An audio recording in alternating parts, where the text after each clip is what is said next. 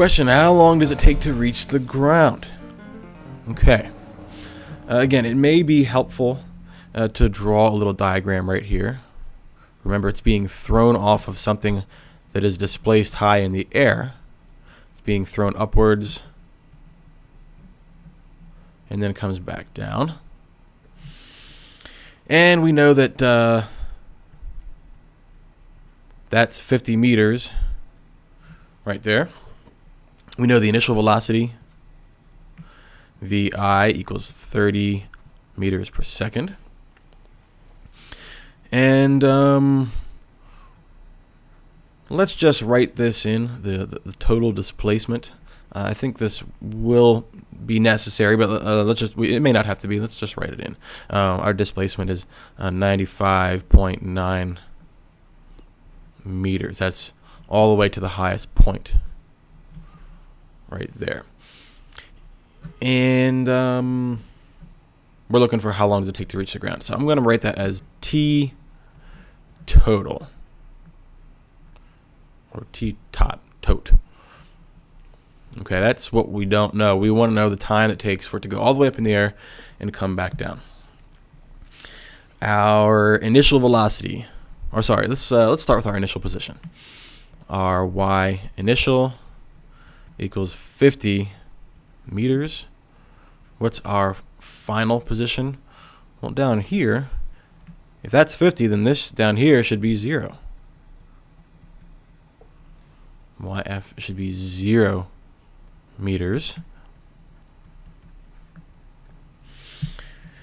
And let's just combine them to make our delta y. That is our total y is our final minus our initial. That's 0 minus 50.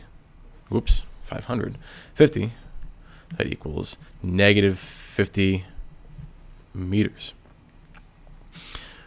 VI, that is our initial velocity, 30 meters per second. And again, here we are. I'm just writing down everything we know, making it nice and orderly so we can pick from it and choose a good equation. Our acceleration, again, is going to be negative 9.81 meters per second squared. And what else do we know? Do we know the final velocity down here? No. We know the velocity up at the top right here. That's 0, but I don't think that'll help us because we want to find the time for the whole way up and way back down. So I don't think that will work. But I think we have something that will help us to find time. Our time total is what we're trying to find. We have our delta y, that is our displacement, our total displacement for the whole trip. We have the initial velocity, and we have the acceleration for the whole time. So I think we can solve for our time for the whole trip, all the way up and all the way back down. And that would be displacement, or change in displacement, is initial velocity times time plus 1/2 times acceleration times time squared. Now you're probably looking at this saying, well, it's going to be a quadratic, and it will be because we're going to be solving for t, and we've got two different forms of t here, t and t squared. And it looks like this one right here is not going to drop out because we have an initial velocity, so that's not going to be 0. So let's just put in our values. Well, no, let's put this in quadratic form first and then stick our values in. So if you recall quadratic, that's ax squared plus bx plus c equals 0. So I want to put my 1/2 at squared in there first. In fact, I'm going to bracket these off with black there. Plus our initial velocity times time. Bracket that in black as well. That's going to be our b value. And let's see. In order to get the delta y onto this side, I'm going to have to subtract it from both sides to set everything equal to 0. So I'm going to, instead of putting a minus sign here, I'm going to just put plus, negative delta y and put that in brackets as well. I think that'll make it easier for us to put in the right values. Remember that this is all this is equal to 0. And in the original equation, these are all pluses right here.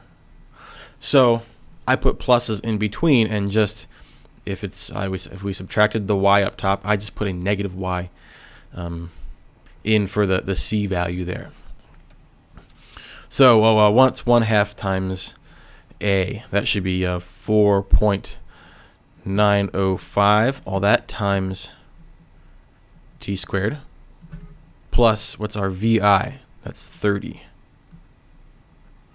30 times t plus our negative displacement. Well, our displacement is negative 50 meters, so negative is just 50 equals 0. So we have our a value, our b value, and our c value. If we punch them in to the quadratic equation, 4.905, 30, I'm sorry, not 4.9, negative 4.905, right? I keep forgetting to put that in there. Yeah, because acceleration is negative, right?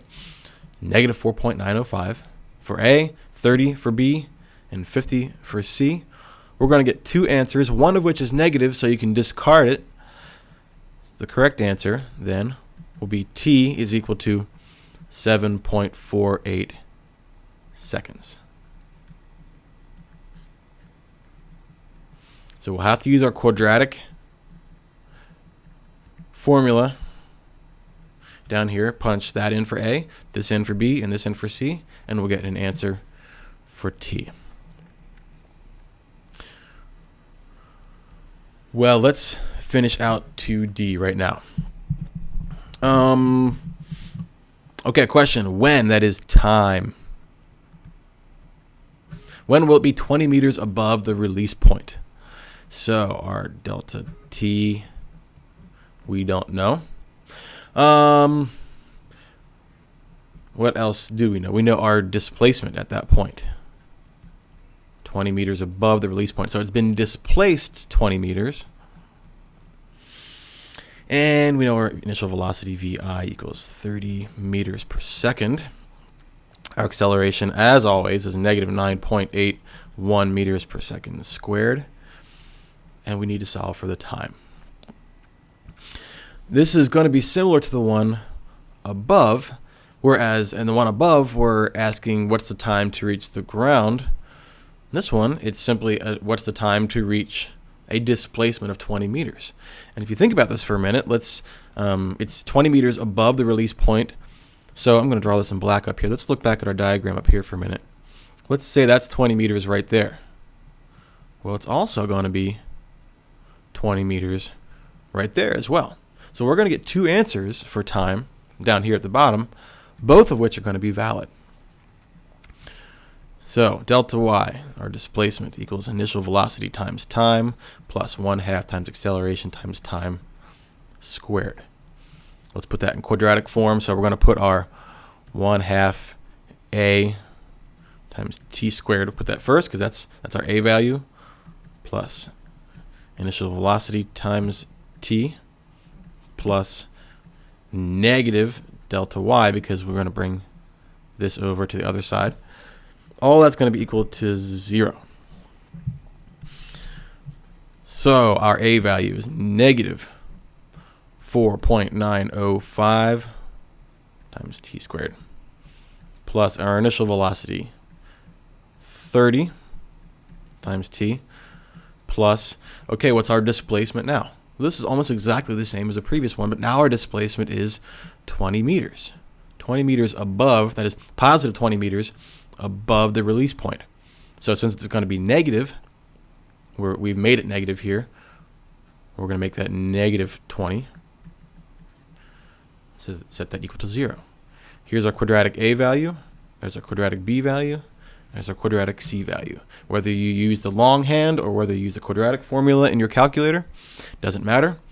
Punch this in for A, this in for B, and that in for C, and we will get two answers, both of which are correct. So T equals 0, I'll put that T1, 0.761 seconds, and T2 equals 5.35 seconds. Again, these are both correct because it's going up and coming back down. It doesn't say specifically which one. There will be another problem later on, which I think it'll ask you specifically which one. But this one is telling you it reaches 20 meters per second displacement at 2 times, going up and coming back down right here, T1 and T2. There we go. That's number 2 of our Chapter 3 review to A, B, C, and D. I'll look for you on question number 3, and we'll do that in the next video. See you.